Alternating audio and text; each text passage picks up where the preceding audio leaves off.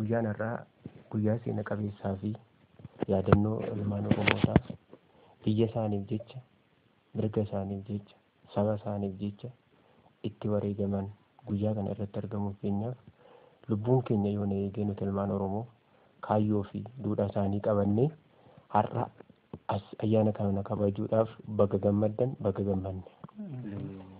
Kanatti aansee ilmaan Oromoodha barattoota hundi keessanuu sagantaa keenya kana haala gaariitiin gaggeessuudhaaf haala sagantaan keenya ittiin qophaa'e kanaan wal duraa duubaan tartiibaan isinii dubbisuu barbaada.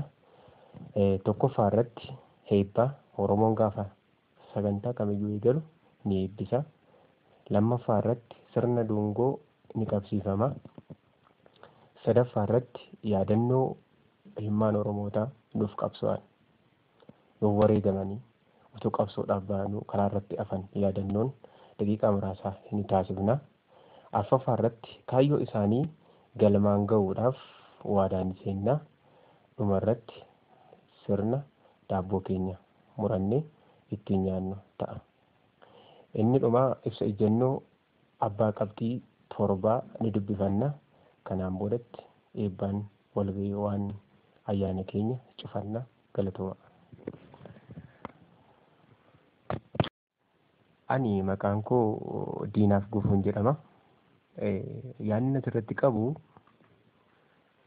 guyyaa har'aa as dhaladhee ilmaan Oromoota qabsaa'aa turanis kan qabsaa'aa jiran irraas asirratti yaadannoo gochuudhaan akka nama dhuunfaa tokkotti gammachuu guddaatu natti dhagahama. Kanatti aansee maal jechuun barbaada?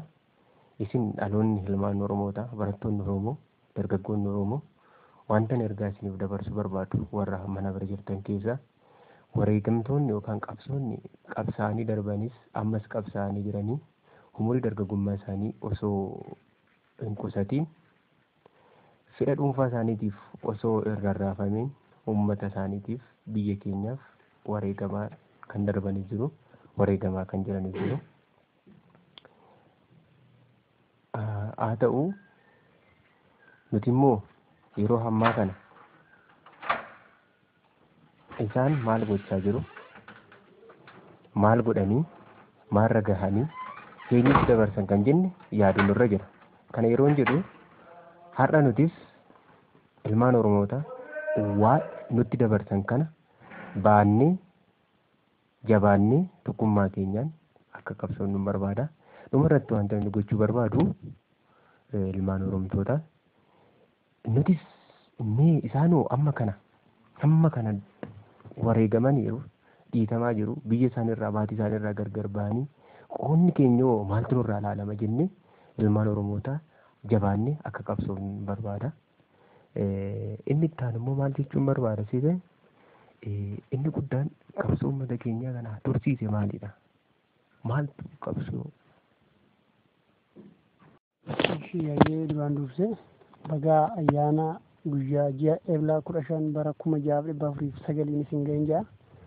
Kanatti aansuudhaan wanti ani jechuu barbaade uummanni Oromoo kamiiyyuu yaadannoo gootota kanaaf godhamuu qabu gochaa jiraachuu keenyan gammachuu guddaan nutti dhagahama. Inni biraa uummanni Oromoo dhalli Oromoo jiran marti isaa tokko ta'ee osoo amantaan, aadaan, duudhaan, gosaan waliin qoodiin tokko taanee hojjechuu kaayyoowwan isaan wareegamanii san galmaan ga'uudhaaf cimnee ni hojjenna, hojjechaa jirras ni hojjennas. Ammas kaayyoo gootota keenya wareegamanii galmaan keenya hayyee galatoomaa horaa bula.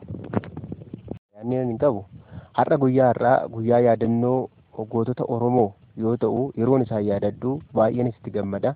Yaaddees yaadachuu kootiif baay'een itti gammada. Yeroo yaadadhu immoo maal inni tokkoffaa kaayyoo isaanii isaan wareegaman maatii isaaniirraa adda ba'an galmaan ga'uudhaaf waadaan gala. Kanatti aanseef immoo ilmaan Oromtoota hunda kallattii adda addaarra jiran hundaaniyyuu tokkummaa isaaniitiin jabaannee akka qabsoofnu dhaamsa koo dabarsuun barbaada. Ammas inni itti aansee jedhu warri humni Oromoon hundiyyuu tokkummoofnee kaayyoo ilmaan Oromootaa asitti lubbuun isaanii wareegame akka galmaan geenyu kanaanis qabsoo keenya itti fufna jabaannis itti hojjennee anis waadaan nan gala. Kanatti aansee ibsa ejjennoo kabaja ayyaana guyyaa gootota Oromoo ilaalchisee baafannetu dubbisamaa. 1 kaayyoo fi abjuu gootota keenyaa dhugoomsuudha.